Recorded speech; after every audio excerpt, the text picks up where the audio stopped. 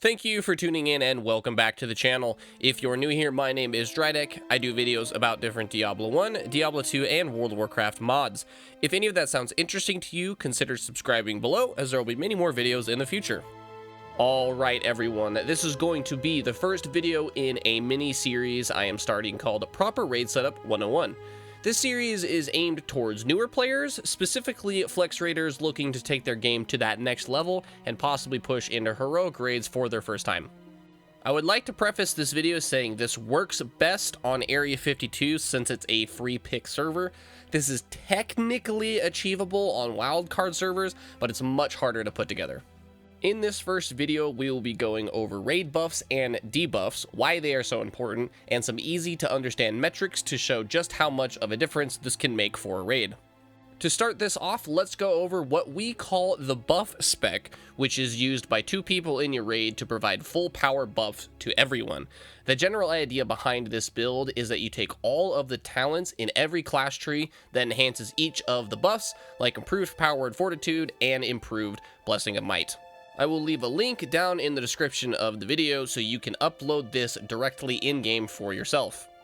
It is important to have two people in your raid with this spec, sometimes three for a backup in case one of you can't make it that night. Because the person with the buff spec will lose his buffs when they change back to their normal spec, the second person will then buff the first person so they don't miss out on those enhanced buffs. Let's jump into the buffs themselves and the amount of power they can bring to a raid. These values are not taking into account stat increases from things like Strength of Earth Totem, just strictly the buffs you can cast on the raid. Quick maths. Assuming a 10-man raid, the total stats gained from the base values of the buffs are as follows: 740 stamina, 590 intellect, 690 spirit, 190 strength, 190 agility, 50% all stats from kings, 50% strength and stamina from sanctuary, 410 mana per 5 seconds from wisdom, 1,830 attack power from might, 350 all resistance from gift of the wild, and 700 shadow resistance from shadow protection. I got these values by taking the base values of each buff and multiplying it by 10. Yes, this seems a little inflated, but just take the base values that I gave here and divide them by 10 to see the impact per person in your raid. Assuming a 10-man raid, the total stats gained from the fully enhanced buffs are as follows: 981 stamina, 666 intellect, 766 spirit, 266 strength, 266 agility, 50% all stats from kings, 50% strength and stamina from sanctuary, 492 mana per 5 seconds from wisdom, 2,287.5 attack power from might, 490 all resistance from gift of the wild, and again 700 shadow resistance from shadow protection. Again, these values were achieved by taking the newly buffed values and multiplying it by 10. As you can tell, the difference is actually pretty remarkable. The entire raid stats have increased substantially, a little over 10,000 more HP total, thousands more attack power, and over 100 more all res for the entire raid. The best side effect of having the buff spec is that it allows other players in your raid team to not have to spend talent and ability essences on getting these buffs.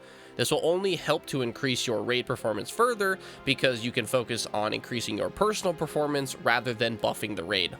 Moving on to raid-wide buffs and debuffs granted only through the talent tree or class trees, such as Rampage or True Shot Aura.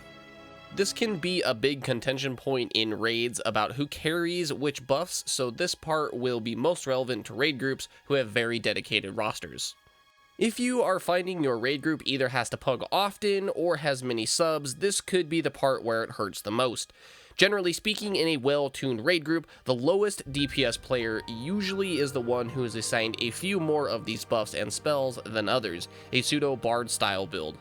Major buffs your raid should have access to are as follows: Rampage / Leader of the Pack, True Shot Aura, Moonkin Aura / Elemental Oath, Blood Pact from Imp, preferably talented, Focus Magic, Replenishment, Wrath of Air Totem, Totem of Wrath, Strength of Earth Totem, and Wind Fury Totem. Major debuffs your raid should have access to are as follows: Curse of Elements, Curse of Tongues, Sunder Armor, Expose Armor, Savage Combat / Blood Frenzy, Infected Wounds / Thunderclap, Curse of Weakness / Demoralizing Roar / Demoralizing Shout, and Fairy Fire, preferably talented. These buffs and debuffs can be applied to nearly every boss in current content and can dramatically increase your raid's output overall. The best thing you can do is to not have people wasting points on getting the same buffs and debuffs, but as I stated before, if you're having new people every week, this part could be harder to achieve. That will be all for part 1 of the series. I hope this has been helpful for everyone watching.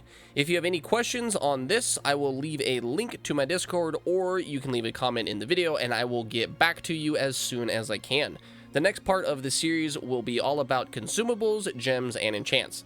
Thank you again. I always appreciate you guys taking time to watch these videos. I will see you soon for the next video. Bye bye.